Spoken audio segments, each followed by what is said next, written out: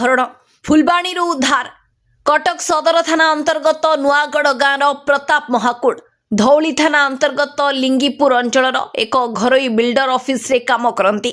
5 जन दुर्बृत्त प्रताप को कटक प्रताप नगरी मारुति शोरूम पाखक डाकिले एवं हठात मुहरे गामुछा बांधी उठाई नेले। कार भितरे निस्तुक माड़ मारिले। जंगल भितर को नहीं हाथ गोड़ बांधी जीवन मारिदेवाकू पाइप पकई चढ़ी गले। एने पीड़ितों सान भाई धौली थाना एक लिखित अभियोग करबा परे पुलिस गोटे दिन में फुलबाणी अंचल एक जंगल भितर अपहृतों को उद्धार करने सह 5 जन दुर्बृत्तों को गिरफ्त करिबारे सफल होइछि। फोन के डाकिले सुनिले डाकिक मैं जाइल मैं नगरी आम जो मारुति शोरूम सामना को आसिली गाड़ी रखी तार मत से कार बसैक नहीं बांधा बांधी करके मुहर गामछा पकईदे बांधा बांधी कर नहीं बाड़े बाड़ी चलते मुझे जानी दिन फुलबाणी पाखर पुलिस मत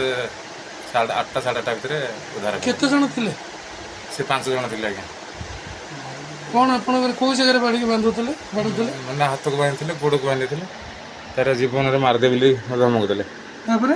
तापर से पुलिस आसिले तो उद्धार हेली जो वर्तमान आपन कोन चाहउछन सदर थाना पुलिस रे आपन अभियोग कले आज्ञा आपन कोन चाहउछन मतलब से अनुसार न्याय देते भाई निखोज थे 27 तारीख दिन सकाळू जाइए गुड़िया पोखरी न फेरबार